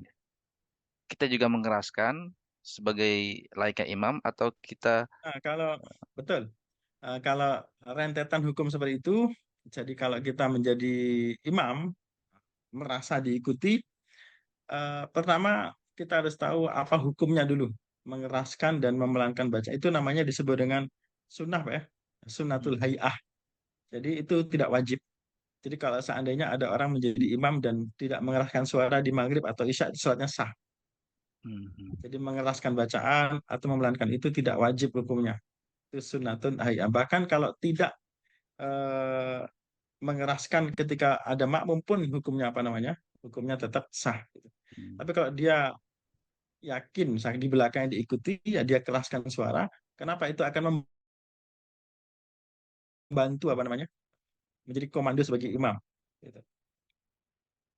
Oke, baik. Hmm, Pertanyaan selanjutnya dari Iqbal dan Bulia. Anak-anak kami di sini ada kalanya kurang beruntung mengenai sholat Jumat. Ada sekolah yang tidak memperbolehkan anak untuk izin meninggalkan sekolah untuk sholat Jumat. Apakah ada rukhsah untuk hal ini dan bagaimana kami harus bersikap? Ini pertanyaan yang berat ya, karena berkaitan dengan sistem satu negara gitu ya.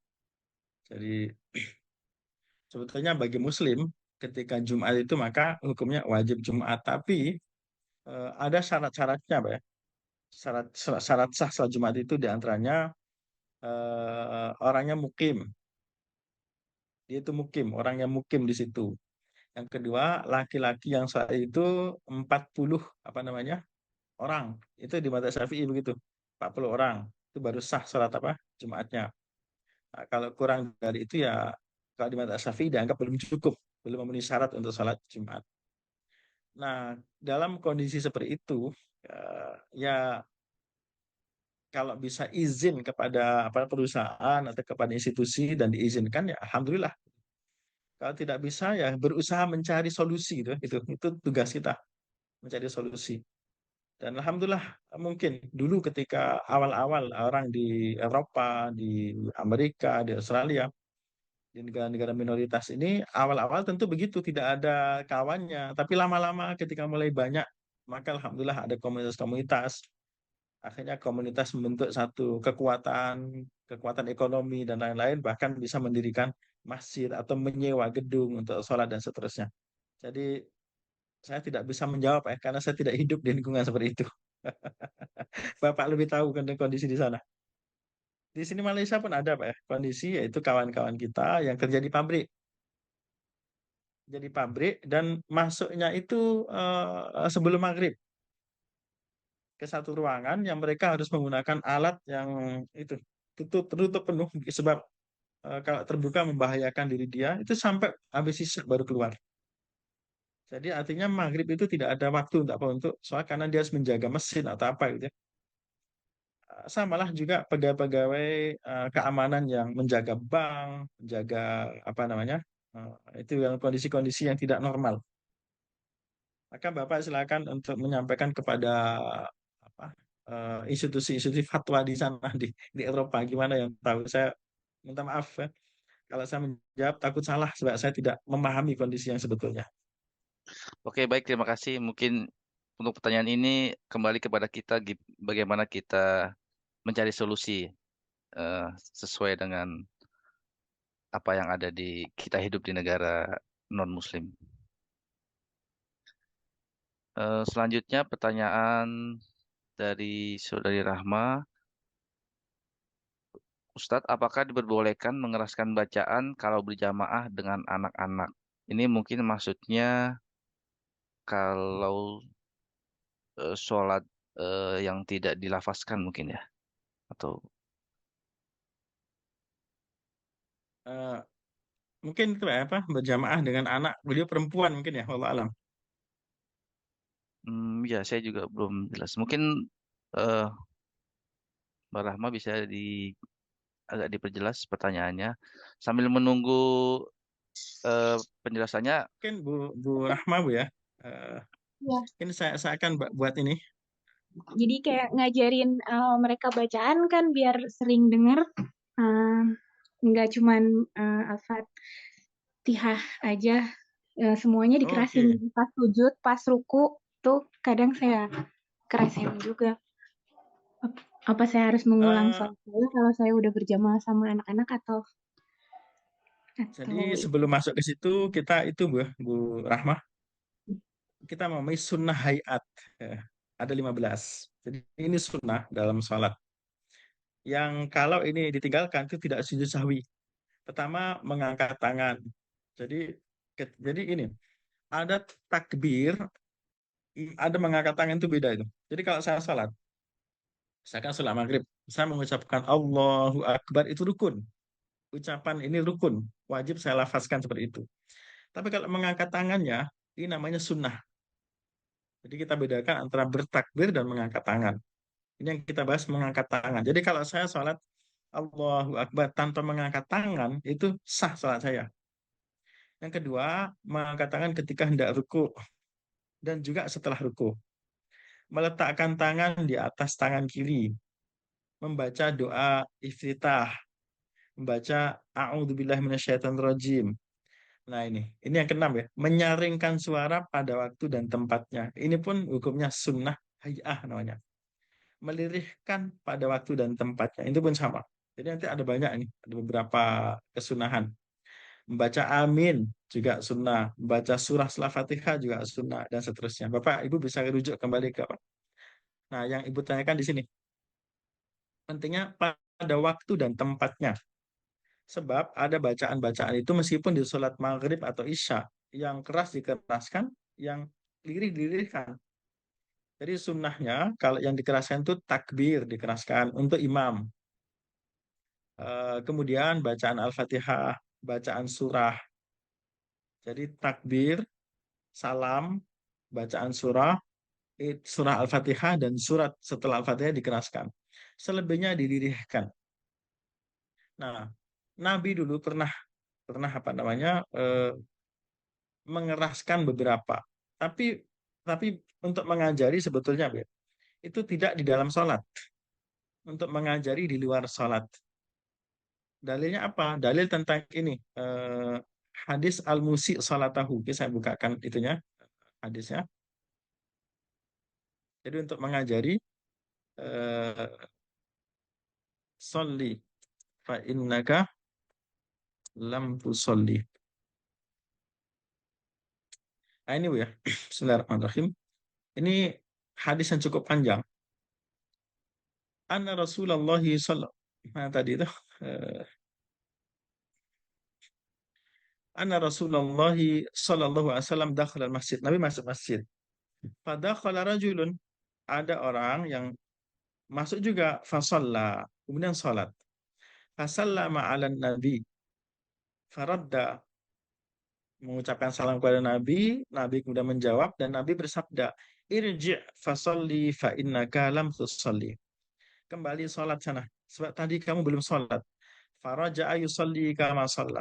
Kemudian belum mengulang lagi salat itu, tapi sama saja. Kan Nabi mengatakan, irji' fasalli fa innaka lam tusalli sampai 3 kali. Dan beliau mengatakan sahabat itu, faqala walladzi ba'asaka bil haqq, demi Allah yang mengutusmu dengan kebenaran ya Rasulullah. Ma uhsinu ghairahu. Saya tidak tahu bagaimana cara salat. Fa'allimni. Maka ajari aku. Jadi Nabi tidak mengajarkan di salat, tapi mengajari di luar salat. Faqala, Nabi bersabda, "Idza qumta ila salati fakabbir."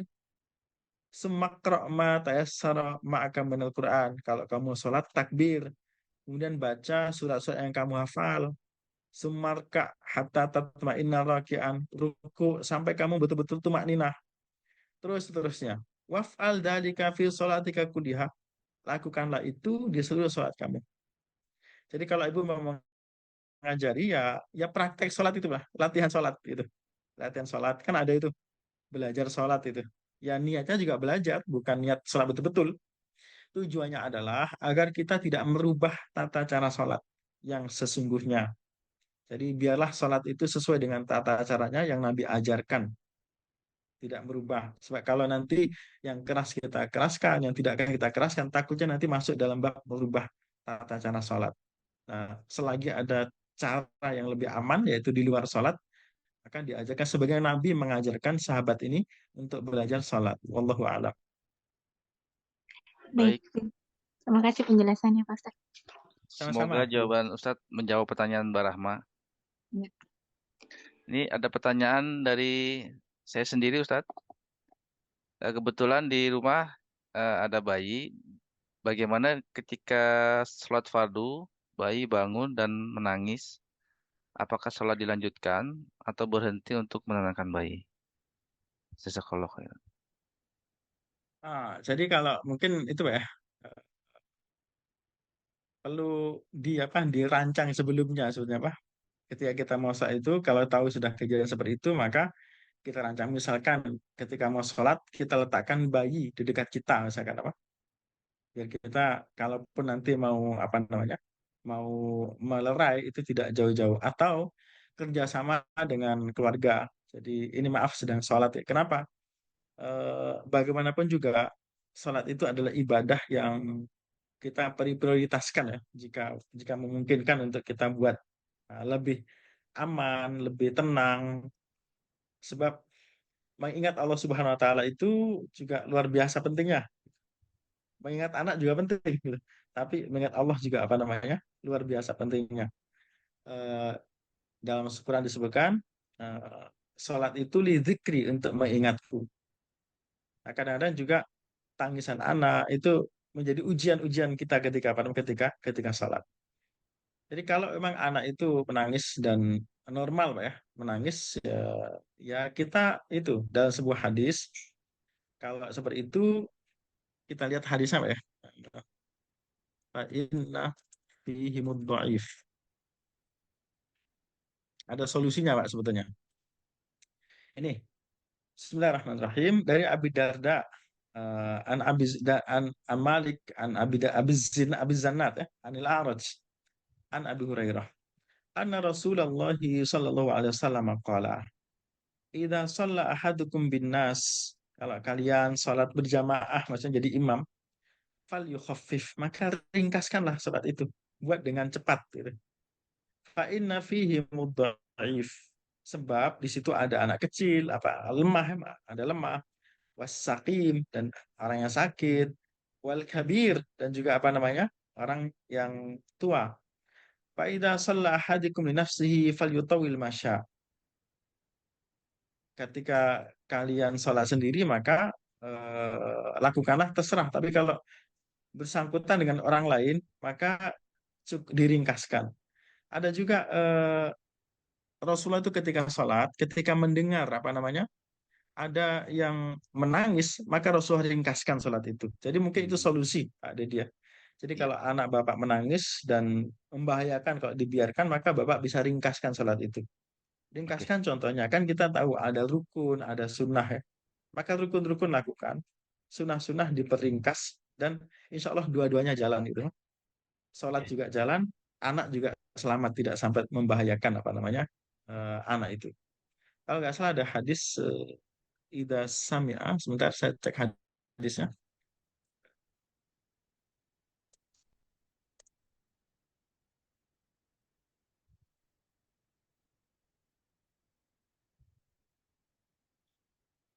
Bismillahirrahmanirrahim. Ini solusi dari Rasulullah dalam hadis ya, dalam hadisnya. Bismillahirrahmanirrahim. Eh, ini saya riwayat Bukhari, saya bacakan. Ini kata Rasulullah, maaf, inilah aku ila salati. Saya melakukan salat. Wa uridu an utawwila fiha. Sebetulnya aku ingin untuk memperpanjang salat itu. Fa asma'u buka as-sabi. Tapi aku dengar ada bayi menangis. Fa atajawwazu fi salati. Maka aku ringkaskan salatku itu. Karahiyata an asyqa ala ummihi. Aku takut menyusahkan ibunya. Ya, Nabi jadi imam, ingin panjang. Tapi kok ada jamaah yang anaknya menangis. Bapak bisa bayangkan tuh paniknya ibu itu. Dan juga paniknya orang di sebelahnya. Maka Rasul ringkaskan salatnya. Sebab Nabi khawatir menyusahkan ibunya. Itu luar biasa, Pak. Jadi insya Allah Pak Deddy ada solusi seperti ini. Bapak ringkaskan salat. Yang asalnya mau panjang, misalkan bacaannya mau surah agak panjang, Pak pilih yang ringkas. In Ya, atoina ada, wal asri ada, gitu ya. ya. Baik. Insya Allah Allahu itu a'lam. menjawab pertanyaan saya. Ini kita ada pertanyaan terakhir dari eh, Bang Teddy. Silakan, Bang Teddy, untuk bertanya. Ya, Assalamualaikum Ustaz. Pak tadi ya Pak. Ya, saya ada dua pertanyaan Pak Ustaz. Yang pertama menyangkut sholat berjamaah. Eh, Bagaimana kondisinya kadang-kadang ya, saya pernah menemukan tapi dulu itu saya sedang ada sholat berjamaah tapi imamnya Jadi baju yang bagian belakang itu ketarik Ustaz. Jadi di bagian pinggang itu kelihatan. Jadi itu kan di bawah pusar Ustaz. Sekarang bagaimana kalau keadaannya kita sholat berjamaah tiba-tiba seperti itu Ustaz? Apa kita mundur sebagai makmum Ustaz? Mhm. Nah, terus pertanyaan kedua masalah sholat jamaah Ustaz. Seandainya kita sedang safar, kemudian kita tidak punya kesempatan untuk misalkan jamak takdim, terus kita kerjakan jamak takhir di tempat kita mukim setelah kita safar. Itu apa dibenarkan Ustaz? Ya, itu aja Ustaz. Assalamualaikum.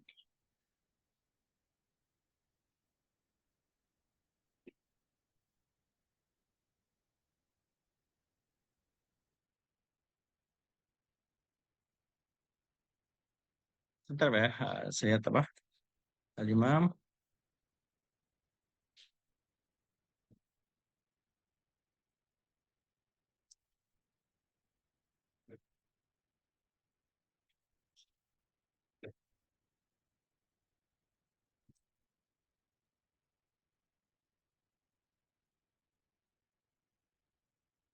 Ini ada jawaban dari Majelis Fatwa, Pak ya.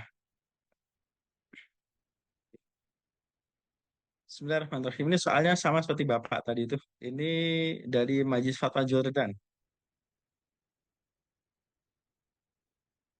Ingkasyafat auratuhu asna as-salah. Ada orang yang auratnya terbuka ketika sholat. Apa hukum sholatnya? Dan apa pula hukum makmum yang ikut bersama imam itu apabila dia imam? Maka jawabannya, apabila aurat seseorang yang saat itu terbuka, fasataraha halan fasolatu sahihah. Langsung ditutup. Wa in lam yastati, minta maaf ini ada videonya, Pak ya. Saya akan, jadi kalau langsung ditutup maka sholatnya sah. Wa ilam yastati satruha batalat sholatuhu. Kalau tidak mungkin untuk menutupnya, maka sholatnya batal dan wajib untuk berhenti, maksudnya menghentikan sholatnya. Fa in kana imaman, kalau dia imam, falyastakhlif ahadal muqtadin. Kalau dia imam dan terbuka, maka yang makmum harus apa? Diminta untuk maju. Amma idzalam yufarik maudi'ahu fa in alimal muqtaduna bubutan sholati wajib alim ayan mufarakatahu. Kalau dia tidak mungkin untuk mengingatkan dan tidak bisa untuk menjelaskan dan seterusnya menghentikan imam itu, maka wajib alaihim ayan mufarakatahu. Maka wajib untuk mufarakah. Jadi wajib untuk mufarakah. Wa ayyusallu furada. Makmum yang tahu, maka sholatnya sholat sendiri-sendiri. Au yuqaddimu wahidan minhum liyatimmu sholatahu ma'ahum. Atau yang satu maju, tapi ini kasusnya agak susah. Yang memungkinkan ya ini. Kasus berikutnya itu satu maju menjadi imam ya. Satu maju untuk menjadi apa? Jadi imam menggantikan imam tadi itu. Fa'ilam ya'lamu bibutlani sholatihi fa sholatum sahihah. Kalau makmum tidak tahu imamnya terbuka auratnya, maka sholatnya sah. Ingkanang kisaful aurati khafiyan la yu'raf bisulah. Kalau terbukanya aurat itu sangat kecil dan susah untuk diketahui. Wa hadza yumkinu ayyahdusa law in fataqat sarawil imam ala fakhidhihi li anha dhayyiqa. Ini bisa terjadi misalkan kalau apa namanya? Celananya jatuh dan seterusnya, itu mungkin terjadi. Intinya ini ya, intinya di sini. Ketika imam itu tidak bisa diingatkan atau tidak sadar dan dia tetap seperti itu dan makmum tahu auratnya terbuka, maka imam itu makmum mufarokoh gitu. Itu jawaban apa namanya yang pertama, Pak. Terus soal kedua, bolehkah kita apa namanya menjamak sholat ketika sudah sampai dari safar, ya? Itu ya, kalau nggak salah begitu. Jadi hukum asalnya ketika kita musafir ya apa namanya? Eh, jadi kapan kita menjamak sholat? Satu ketika musafir, dua ketika hujan lebat itu diperbolehkan untuk jam sholat. Kemudian ketika kita sedang musafir mau balik ke rumah, ya, mau balik ke rumah, tapi belum sampai Nah, saat itu kita masih musafir. Kita sholat di mana? Di perjalanan kah atau di rumah? Nah, untuk lebih hati-hatinya, untuk yang keluar daripada khilaf, itu ya sholat di jalan. Sehingga kita masih mendapatkan hukum safar. Tapi kalau sampai rumah dan dia belum sholat, masih menanggung sholat yang musafir tadi itu, maka ketika di rumah, itu sholatnya sholat kodok ya. Sholatnya di kodok sholatnya. Jadi mengkodok sholat yang tadi itu. Apakah itu boleh? Karena tadi posisi dia dalam keadaan safar. Nah, orang musafir itu punya hak untuk apa namanya? Untuk menjamak sholat dan dia belum melakukan ternyata sudah sampai apa sampai rumah. Itu ada fatwa di madzhab Syafi'i seperti itu. Tapi niat sholat ketika di rumah itu adalah mengkodok sholat yang tadi itu yang tinggalkan. Tapi itu ada perbedaan, Pak ya, di kalangan para ulama. Maka tadi untuk keluar daripada khilaf, sholat yang tidak ada yang diragukan dari kesahihannya dan juga keabsahannya adalah ketika sholat itu dilakukan di saat masih dalam keadaan musafir. Nah, tapi kadang-kadang orang tidak bisa melakukan itu dan ketika dia mengkodok itu dia mengkodok sholat yang dia memang boleh untuk menjamak sebetulnya ketika musafir itu. Itu ada pendapat di itu ya, di beberapa kitab Syafi'iyah. Saya agak lupa di kitab apa ya, tapi pernah dikaji seperti itu.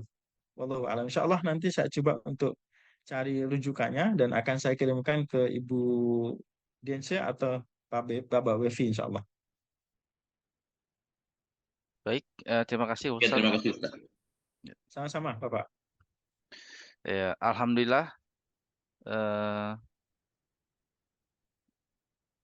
kita sudah ada di penghujung majelis dan sebelum kajian ini ditutup, kami mohon Ustadz untuk bisa memimpin doa bersama.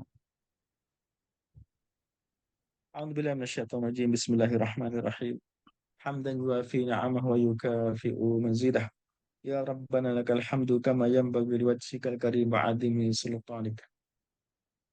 اللهم ربنا ظلمنا أنفسنا وإن لم تغفر لنا وترحمنا لنكونن من الخاسرين اللهم إنا نسألك الهدى والتقى والعفاف والغنى اللهم إنا نسألك الخير كله ونعوذ بك من الشر كله اللهم إنا نسألك علما نافعا وعملا صالحا متقبلا ورزقا واسعا حلالا طيبا مباركا اللهم انصر الإسلام والمسلمين اللهم انصر المستضعفين في غزة وفلسطين اللهم انصرهم اللهم انصرهم على عدوهم اللهم أيدهم اللهم احفظهم من كل سوء مكروه اللهم احفظهم من كل سوء مكروه اللهم فرج كربتهم اللهم فرج كربتهم اللهم يسر أمورهم اللهم يسر أمورهم ربنا هب لنا من أزواجنا وذرياتنا قرة أعين واجعلنا للمتقين إماما ربنا هب لنا من الصالحين ربنا هب لنا من لدنك ذرية طيبة إنك سميع الدعاء ربنا آتنا في الدنيا حسنة وفي الآخرة حسنة وقنا عذاب النار وصلى الله على نبينا محمد وآخر دعوانا أن الحمد لله رب العالمين السلام عليكم ورحمة الله وبركاته. Assalamualaikum warahmatullahi wabarakatuh. Alhamdulillah, semoga apa yang sudah disampaikan oleh Ustadz bisa menjadi amal jariah dan bermanfaat bagi kita semua yang menyimak dan kita bisa mengambil ilmunya untuk bisa kita amalkan. Demikian susunan acara kajian pada hari ini. Kami dari tim penyelenggara mohon maaf apabila ada yang kurang berkenan dalam penyelenggaraan kajian ini. Selanjutnya, mari kita tutup kajian ini dengan membaca doa penutup majelis. Subhanallahumma wa bihamdika asyhadu alla ilaha illa anta astaghfiruka wa atubu ilaik. Wassalamualaikum warahmatullahi wabarakatuh. Assalamualaikum warahmatullahi wabarakatuh. Jazakallah khair Ustaz. Terima kasih banyak Pak Dedi, Terima Bapak kasih, Ibu, Pak. kami dulu. Assalamualaikum. Waalaikumsalam.